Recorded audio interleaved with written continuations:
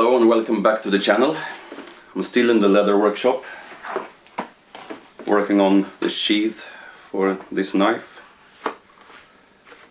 The last thing I did in the previous video was wet down the straps and print decorative lines along the edges. They have dried up nicely now and they are ready to be dyed and have the locking knobs mounted back onto them, but I won't do that until I have finished all the leather pieces so I can dye them all at the same time. Next step now is to make a mounting plate for the sheath, because with the two straps I have I can mount it horizontally on the belt like that or on the back, and I can switch the straps around so I can wear the knife at whatever direction I want, but I will probably prefer to wear it hanging from the belt like that. And to do that I need to make a mounting plate that will be fitted onto the straps, and that plate will also have the belt loop, so that's how I'm gonna hang it here. So I'm going to make a template for the plate now, and then I'll cut it out from leather. So we'll just see how that goes. I'll use the same kind of paper I used when I made the template for the sheath. The kind of paper you cover your floor with when you're painting or something. But this one comes without the plastic cover. And as that, it's perfect for making templates.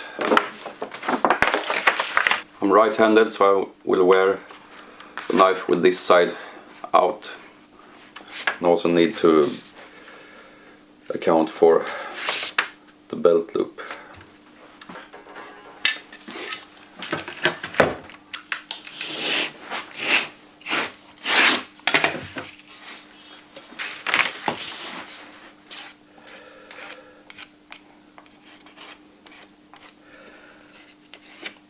It will obviously not be cut away here. I'm just doing that line to know where the sheath ends and where the belt loop starts. And now I want to clean up the lines a little bit.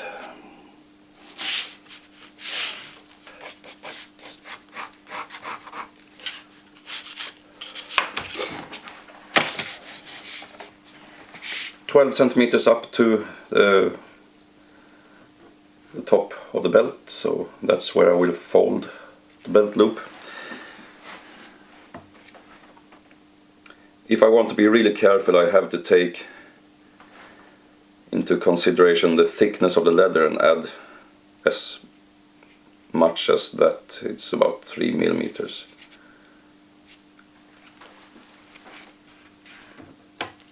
And that piece will fold down. I will just make that 12 as well and cut away the excess later when I adapt it. And how wide do I want it?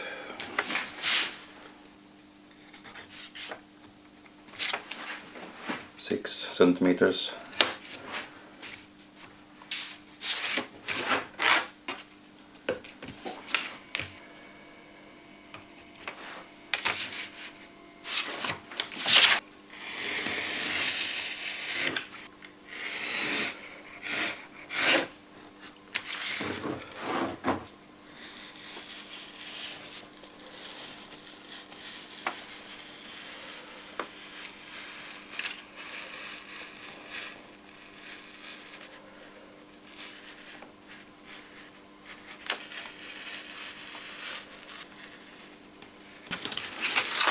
And that's all there is to that, apart from the dip at the point.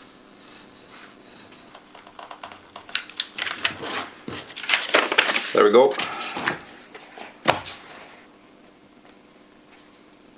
I have the same material here as I cut the sheath from,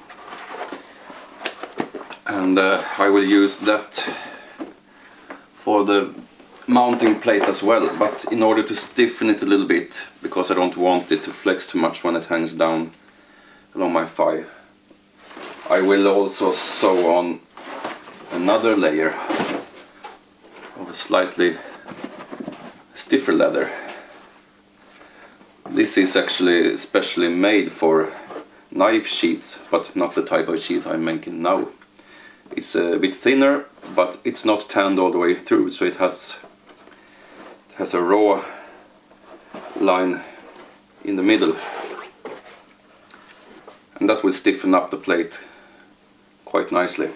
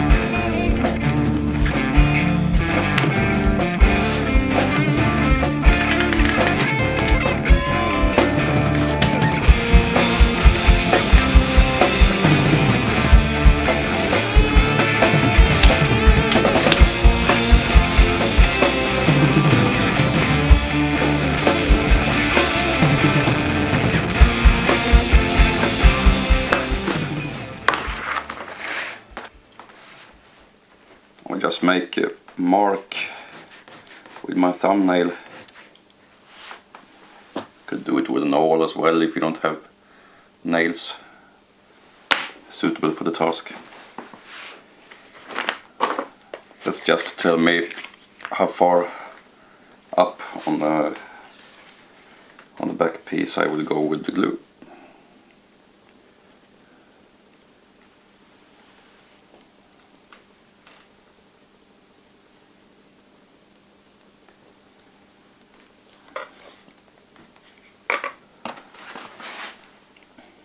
Maybe I didn't mention it in the previous video when I glued the sheath together, but you should be careful with proper ventilation when you work with glues like this. It's not the best stuff to inhale.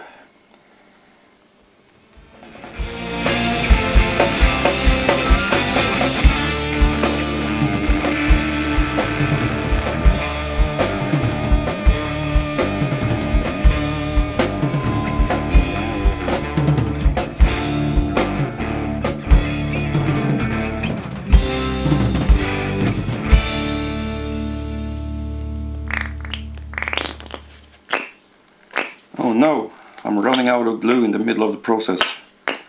Is this the sign of an upcoming catastrophe? I'm ruining my work? Probably not. Always make sure you have more than one tube. More than one of just about anything really. Take care to get the glue all the way out to the edge. If you cut your pieces with a good margin and clean cut them afterwards, you don't have to be as careful with that. But now I didn't really cut it with too much to spare, so then it's important to cover the pieces with glue all the way out to the edge.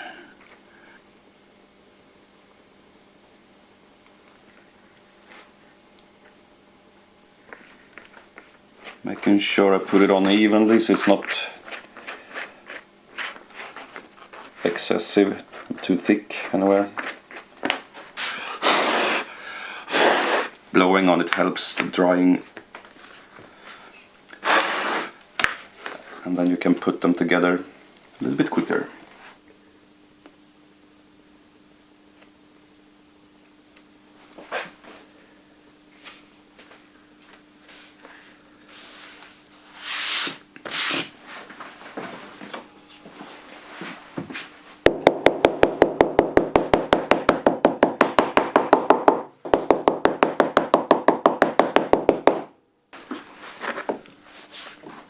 Now before I start stitching them together, I will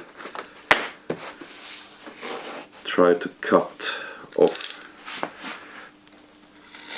any excess sticking out.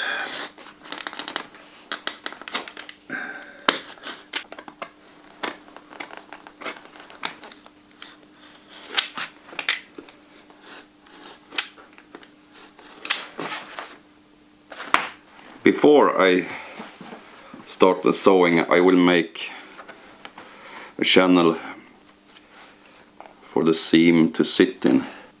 This little cutter cuts away, so you get a small groove that sinks the stitches into the material. So the thread doesn't really sit on top of the surface, it sits on the same level as the surface. So it's a little bit more protected and it looks a little bit more nice, and you can also use it to give yourself a constant distance from the edge.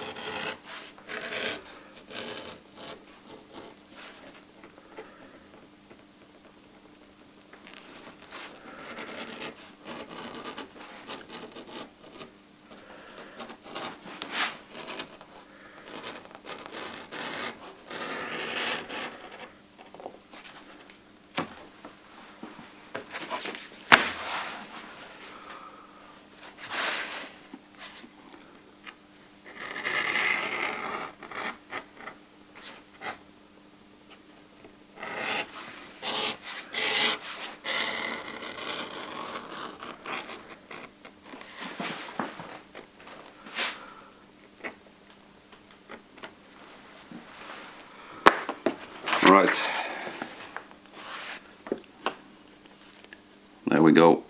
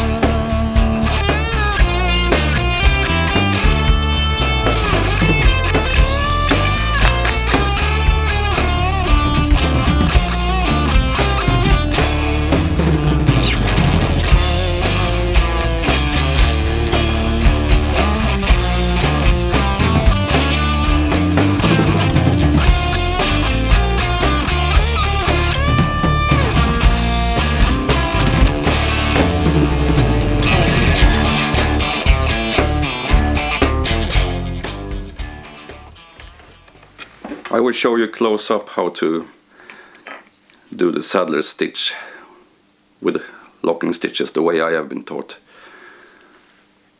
First you hold the 2 needles between your index and long fingers like this, and you hold the awl in the palm of your hand.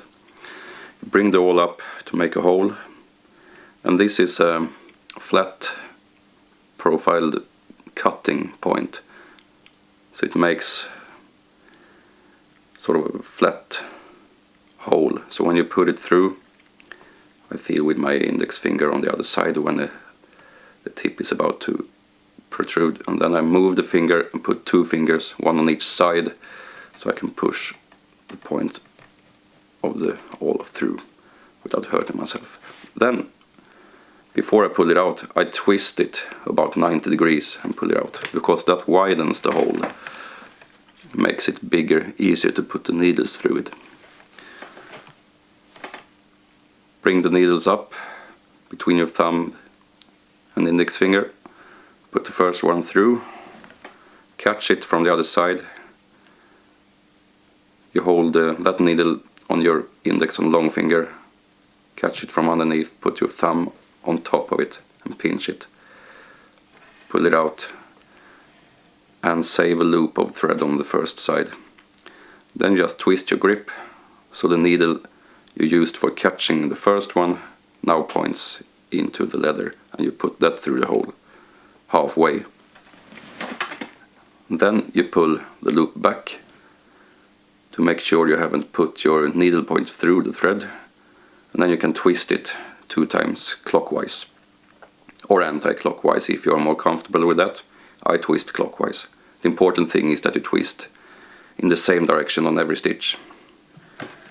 The twisting itself makes a lock stitch, so you have a little knot inside of the leather now, and the fact that you twist the same direction on every stitch makes the stitches stand diagonally in the same way, so you have a very nice looking seam in the end.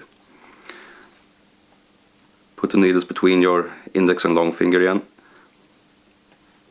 bring the awl up, push and twist, feel the point starting to go through, and move your finger, push it through, twist, back it out, make the next stitch. So this is the proper way to do this type of saddler's stitch, but I usually don't hold the awl in my hand when I do it. I usually make a series of holes, maybe 6 or 8 or more, sometimes only 4, depends on what I'm doing and what kind of mood I'm in, I suppose. Let's make 4 now. And then I put it down so I don't have to mess with too many tools in my hands at once. The important thing is that you stop and save a loop. Check so you don't put the needle through it, and twist, because the twist makes the lock stitch and it makes the diagonal orientation of the seam.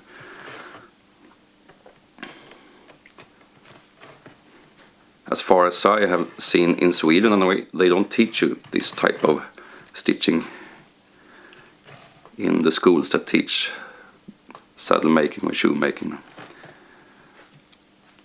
I picked it up from a friend who learned it from a guy in an animal store. They were making a lot of custom dog items there, and this was one of the things he had to learn when he was getting his education. I don't know where he was taught it, but I immediately found that it is a really good technique and not very hard to learn at all. You just need someone to show it to you, then you understand it really quickly. So if you're interested in leather working yourself, or maybe have been doing it for some time and haven't come across this technique before, I suggest you try it. It's well worth learning.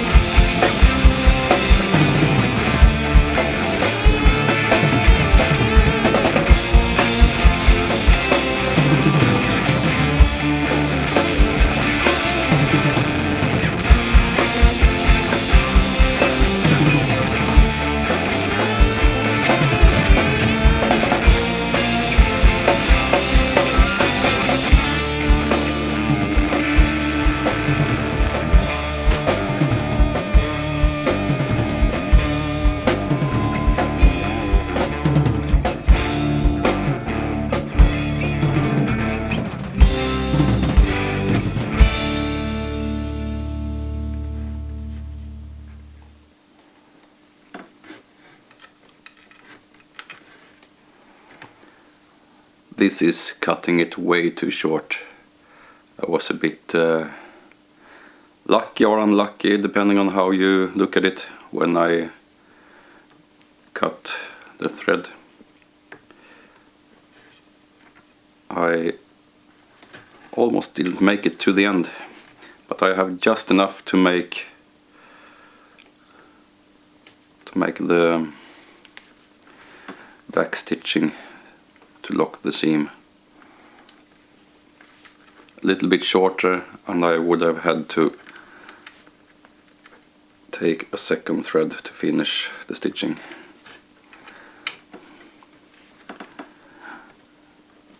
As I described in an earlier video, you don't make knots when you finish a seam like this. You stitch back about 3 stitches in the same holes.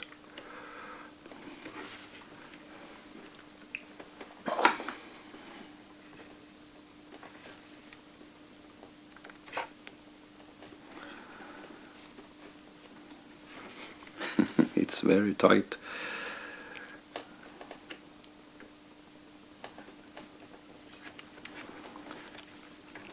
I haven't been doing much leather work last couple of years actually, so I guess I lost my feeling for length of thread.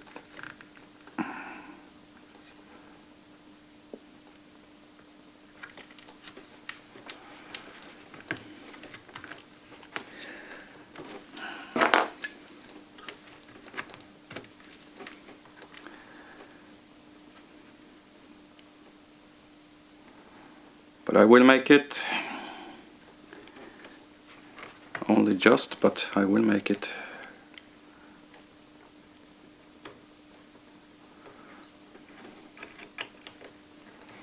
This is where small pair of pliers is really handy, because when you have already stitched through a hole once, obviously it's much tighter to get the needles and threads through there once again.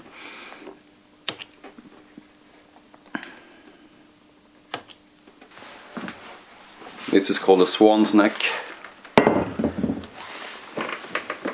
in Swedish anyway, if you translate it directly into English. It's used for reaching inside of shoes and boots when you nail them, nail the soles onto them. I use it for all kinds of things when I need a good support for my cobbler's hammer.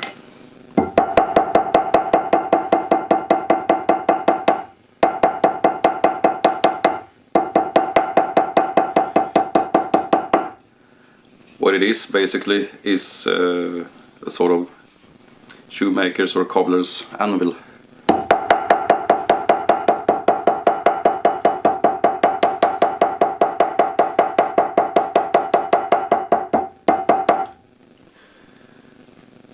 Nice and flat.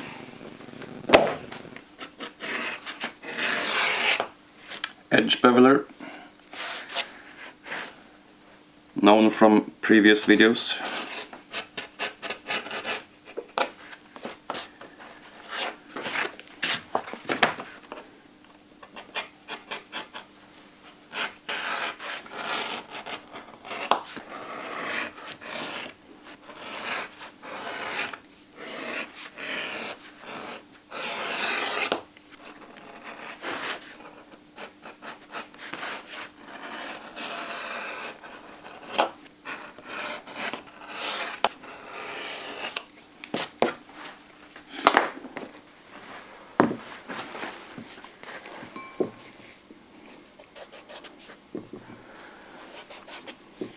If you saw the previous video, you recognize this procedure. After beveling the edges, I wet the edge down and I use this tool that I made myself. It's a burnishing tool. There are other types on the market if you want to buy one. And you can also use the rounded, smooth part of a tool handle like this. It's a combination of friction heat and wet shaping. Mostly wet shaping right now. Actually, you can do it dry as well, then it's more about friction heat. And you can put wax on the edge when you are done. Then you also need a friction heat to get that in there and polish it. The idea anyway is to make a nice rounded and smooth edge.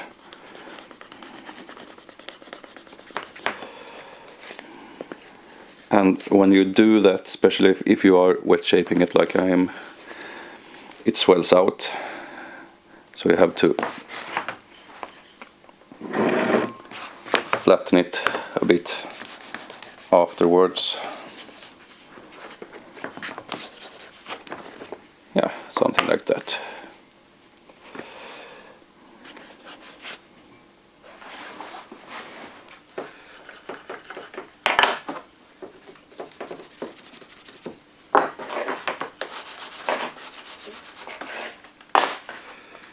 That's the burnishing done. Now it's about time to decide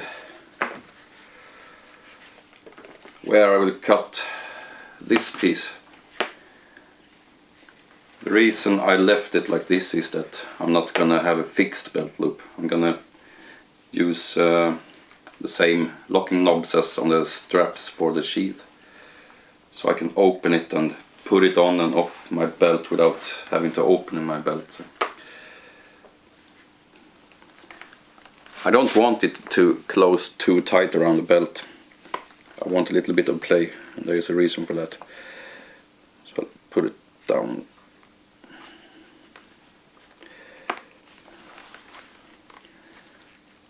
Just above the knob should do it, I think. I made a mark with my thumbnail here, so I will cut that off square first.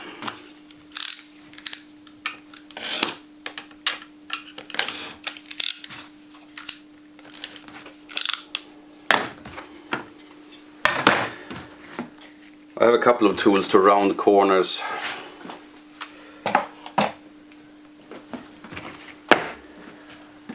First, I have some carving tools here, meant for wood carving. It's a gouge. Sometimes I use that. I also have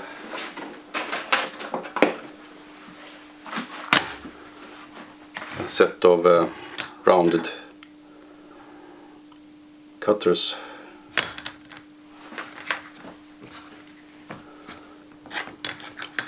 See if I can find some. Well, the curve is a little bit too steep, what you call it. So that's not really good for corners. It's better for this. I used this one when I cut the straps, and fine for that. But these will cut into the leather if I try to cut the corner with it, so they won't work properly here.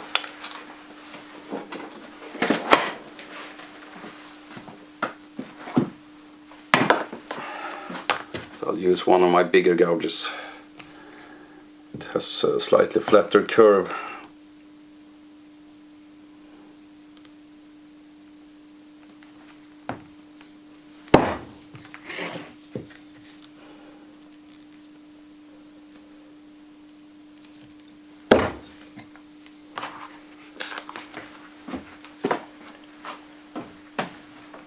And then it's just the same procedure again with the edge beveler.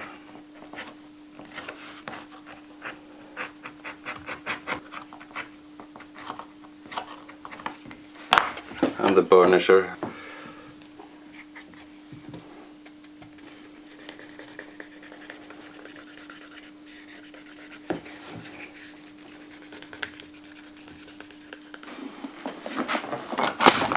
Big box of tricks, rivets and stuff, and also these knobs I use for straps and stuff. I need 2. That's about what I have left in that color. I know from experience that a 5mm hole is just about right for these knobs, so I don't have to measure that now. I'm just gonna punch them and rely on my experience. And in order for these holes to slot over the knobs, you need to slit them on the side of the hole that it's not pulling on. So this will pull in that direction, so you won't slot it here. Anyway, there's not really much room for it. You'll slot it on the inside. I have another carving chisel that's perfect for that. It's a double-edged straight chisel.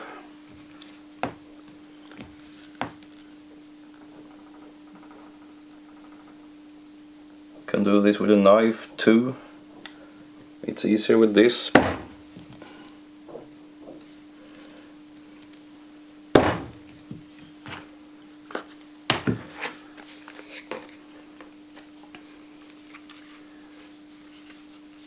Now, in order for this to fold properly, I need to put some water on it and hammer it a little bit.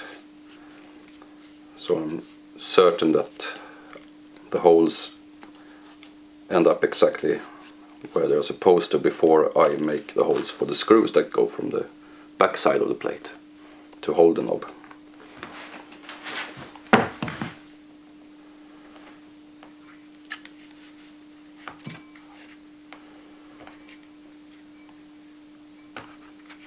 I will dampen the whole surface of the mounting plate, because if you have a distinct border between wet and dry leather, that will stay when it dries, and that will also show even when you dye it. It doesn't have to be much, it just has to make the surface wet, it doesn't have to go deep into the leather.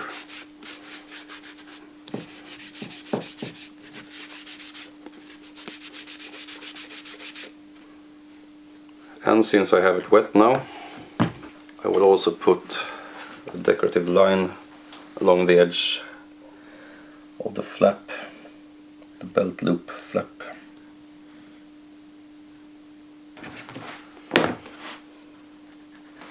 I have this edge line tool set up so it makes a line the same distance from the edge as the stitching gouge tool. So when I meet up with the seam, they are on the same distance from the edge.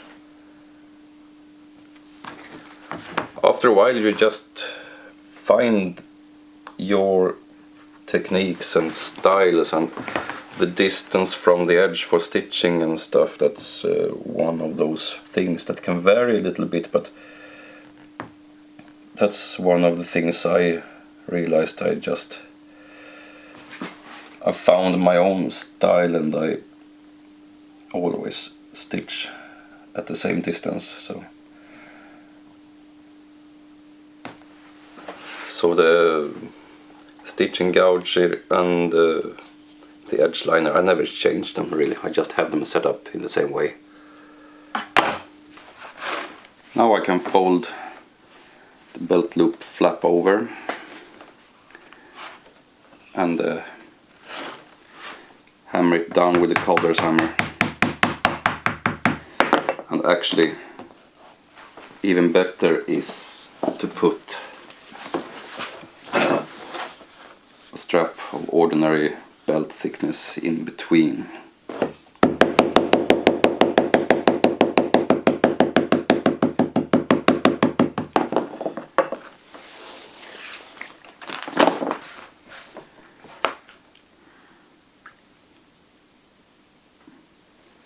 And take a 3mm punch, because that's good for the screws, and just punch through.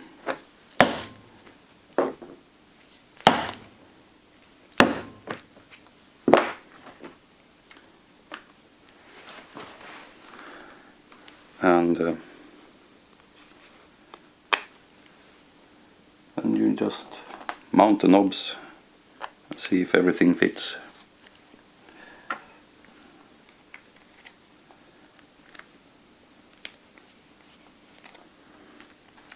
The screws are a bit short.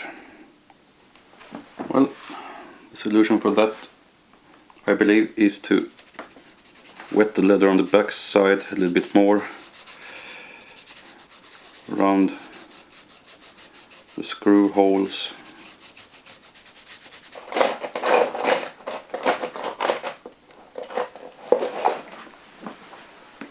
Find some sort of punch that can work, and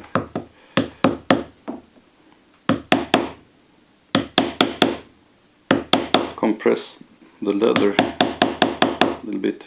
I need something else.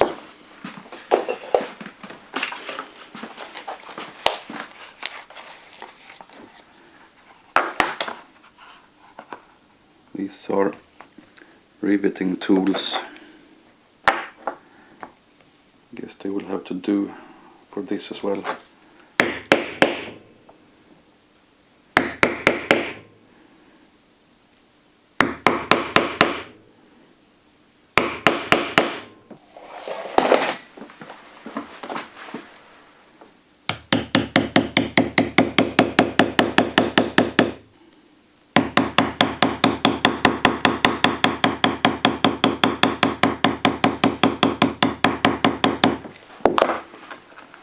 Bit of improvisation. Let's see if it works now.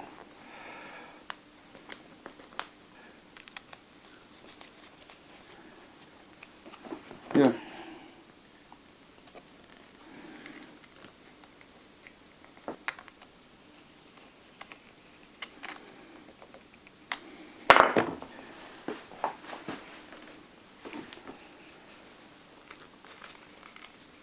So that allows me to put the knife sheath on and off as I please without opening my belt. I just open it like so. It goes under the belt, folds over. I think it would look nice, work nice too. This one for the slots, I think it was the same one I used for the sheath, and yeah, looks like the right one.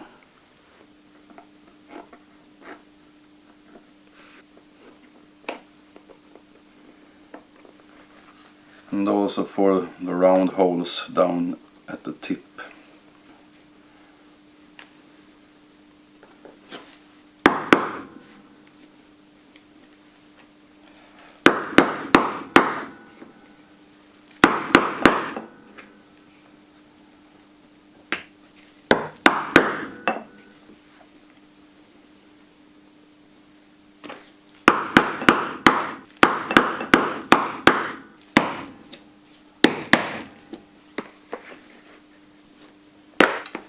Should line up nicely.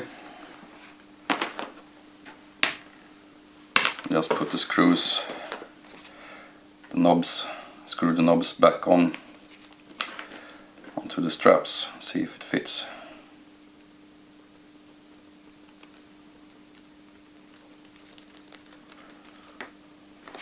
I'll just do it loosely now, because I will take this apart, as I said, for dyeing. I just want to see if it fits. The longer one goes up here because it's wider here where the handle is. Maybe you already understood that.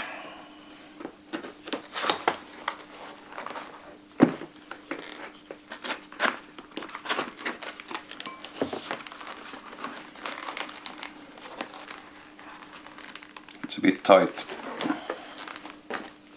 Let's see if the other one is better.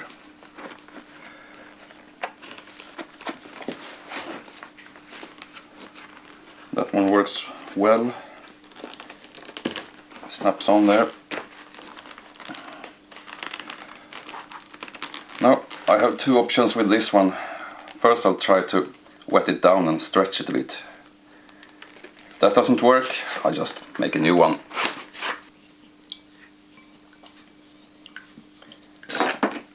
See how long it is when I start. It's 21 centimeters.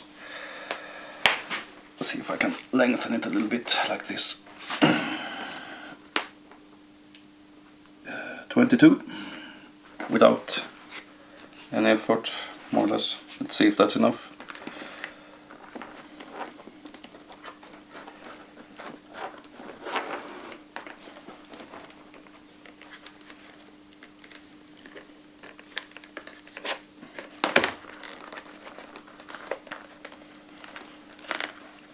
Yeah, that's just about right. There we go.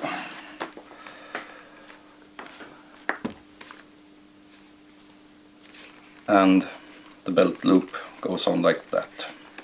Now I just have to wait for it to dry and dye it and find some sort of cord to put here I don't know, paracord or something perhaps. Let's see what I have. Okay, great. I have to try it on before I take it apart. Okay, let's see if it works as intended.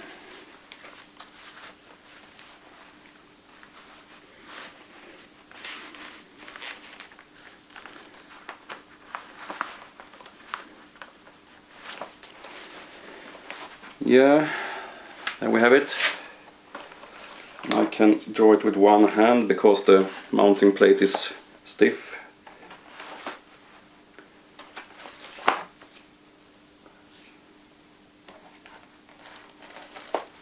That's excellent. And if I feel the need for it, I can put the cord through here and just tie it around my leg. The reason I wanted the loop to be bigger than the belt is that I want the knife to be able to swing a little bit on the belt. If I tie it to the leg when I move, like that. So that's why. Yeah, great.